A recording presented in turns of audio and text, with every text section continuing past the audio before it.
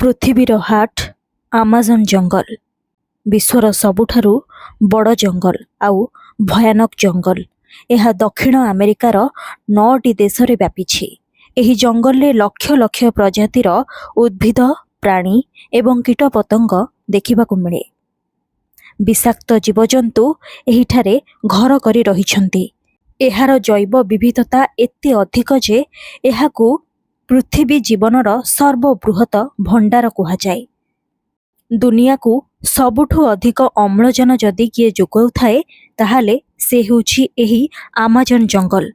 ଆପଣ ଜାଣିଲେ ଆଶ୍ଚର୍ଯ୍ୟ ହେବେ, ଆମ ଦେଶ ଭାରତର କ୍ଷେତ୍ର ପ୍ରାୟ 32 ଲକ୍ଷ ବର୍ଗ କିଲୋମିଟର।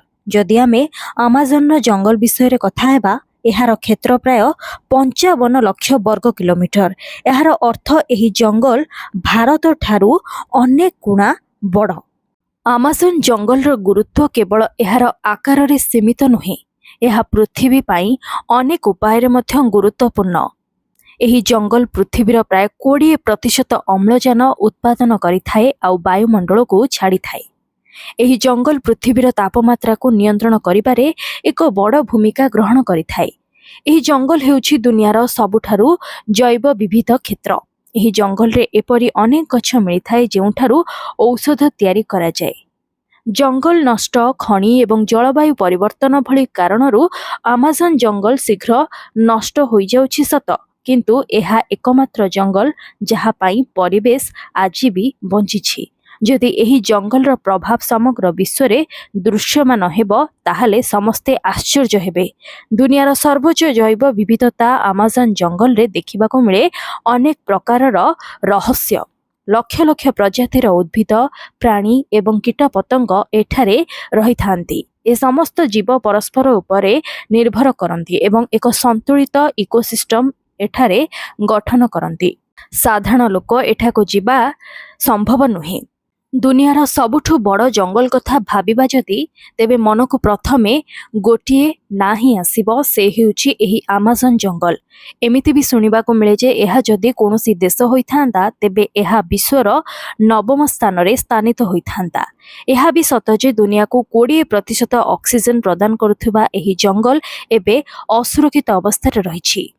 ଏହାର ବର୍ଡର ପାଖାପାଖି 9ଟି ଦେଶକୁ ଛୁଇଁଛି। ଏହି 9ଟି ଦେଶ ମଧ୍ୟରୁ ପ୍ରଥମରେ ବ୍ରାଜିଲ ରହିଥିବା ବେଳେ ପରେ କଲମ୍ବିଆ ଭଳି ବଡ଼ ବଡ଼ ଦେଶ ସାମିଲ ରହିଛି। ଆମେ ଏମିତି ବି କହିପାରିବା ଯେ ଏହି ଜଙ୍ଗଲ ପ୍ରକୃତିର ଗନ୍ତାଘର, ଯାହା ଦୂରରୁ ଦେଖିବାକୁ ଖୁବ୍ ସୁନ୍ଦର, କିନ୍ତୁ ପାଖକୁ ଗଲେ ଏହା ସେତିକି ଭୟାନକ, ଯାହାକୁ ଆପଣ ଜାଣିଲେ ହୁଏତ ଡରିଯିବେ। ଏମିତି ଶୁଣିବାକୁ ମିଳେ ଯେ ଏହି ଜଙ୍ଗଲରେ କୌଣସି ସାଧାରଣ ମନୁଷ୍ୟ ବାସ କରନ୍ତି ନାହିଁ, କାରଣ ଏଠାରେ ଅନେକ ବିଷଧର ଜୀବଜନ୍ତୁ ରହିଥାନ୍ତି। ତେବେ ଏହା କିଛି ମାତ୍ରାରେ ଭୁଲ ମଧ୍ୟ ପ୍ରମାଣିତ ହୋଇଛି। ତେବେ ଏଠାରେ କିନ୍ତୁ ଏଭଳି କିଛି ଲୋକ ଏମିତି ବାସ କରନ୍ତି ଯେଉଁମାନେ ଆମ ଭଳି ସାଧାରଣ ଲୋକଙ୍କଠାରୁ ଟିକେ ଭିନ୍ନ ରହିଥାନ୍ତି, ଯେଉଁମାନଙ୍କର ବାହାର ଦୁନିଆ ସହ କୌଣସି ସମ୍ପର୍କ ନାହିଁ। ତେବେ ଏହା ଦୁନିଆର ସବୁଠାରୁ ବଡ଼ ଜଙ୍ଗଲ, ତେଣୁ ଏଠାରେ ଲୁଚି ରହିଥିବା ରହସ୍ୟ ମଧ୍ୟ ଖୁବ୍ ବଡ଼।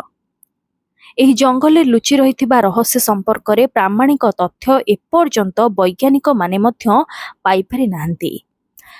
ତେବେ ଆପଣ କ'ଣ କେବେ ୱାକିଂ ଟ୍ରି ଦେଖିଛନ୍ତି? ମାନେ ଗଛଟି ଚାଲୁଥିବାର କେବେ ଦେଖିଛନ୍ତି? ହୁଏତ ଆପଣ ଏହା କୌଣସି ମୁଭିରେ ଦେଖିଥିବେ, କିନ୍ତୁ ଆମାଜନ ଜଙ୍ଗଲରେ ଏପରି ଗଛ ରହିଥିବାର ସୂଚନା ମିଳିଛି। ଦୁନିଆର ସବୁଠୁ ବଡ଼ ଜଙ୍ଗଲ ଆମାଜନରେ ୱାକିଂ ଟ୍ରି ରହିଛି। ଏଠାରେ ପ୍ରକୃତିର ଏମିତି ଅଜବ ସୃଷ୍ଟି ରହିଛି ଯାହାକୁ ଶୁଣିଲେ ଆପଣ ଆଶ୍ଚର୍ଯ୍ୟ ହୋଇଯିବେ। ଏଠାରେ ଥିବା ପାମ୍ ଟ୍ରି ଚାଲୁଥିବାର ସୂଚନା ମିଳିଛି। ଏହା କେବଳ ସେହି ଦିଗରେ ଆଗକୁ ବଢ଼ିଥାଏ ଯେଉଁ ଦିଗରେ ସୂର୍ଯ୍ୟଙ୍କର କିରଣ ପଡ଼େ। ଯଦି ଆପଣଙ୍କୁ କେବେ ଦୁନିଆର ସବୁଠାରୁ ବିଷଧର ଜୀବ ସମ୍ପର୍କରେ ପଚରାଯାଏ, ତେବେ ଆପଣଙ୍କ ଉତ୍ତର କ'ଣ ରହିବ? ଏହି ଜଙ୍ଗଲରେ ରହିଛି ଦୁନିଆର ସବୁଠାରୁ ବିଷଧର ଜୀବ।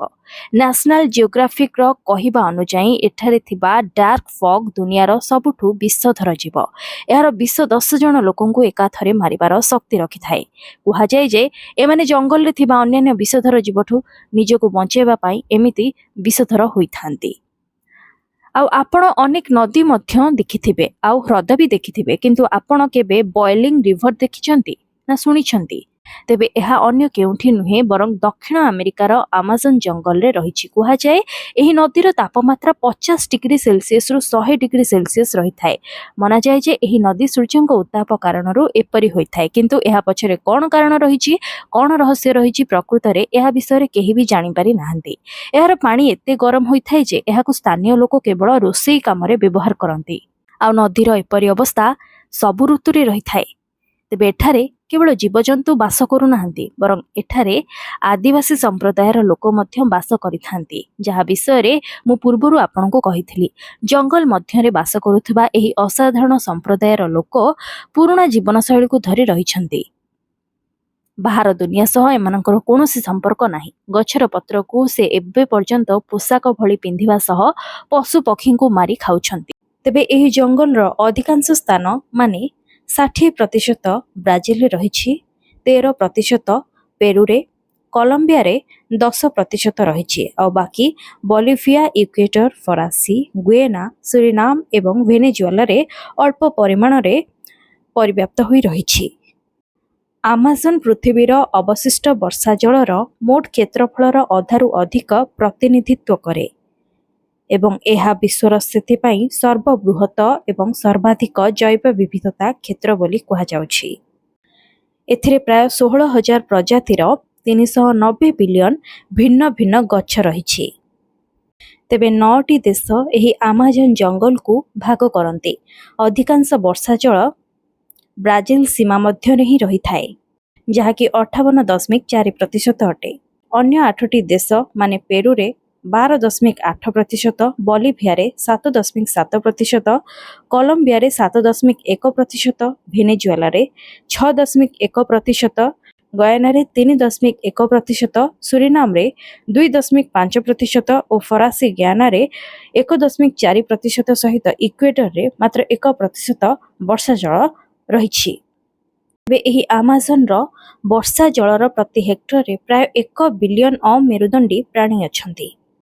ଏବେ ଜାଣନ୍ତୁ ଆମାଜନ ବର୍ଷା ଜଙ୍ଗଲରେ ପ୍ରତି ହେକ୍ଟର ପ୍ରଜାତି ସଂଖ୍ୟା କେତେ ରହିଛନ୍ତି।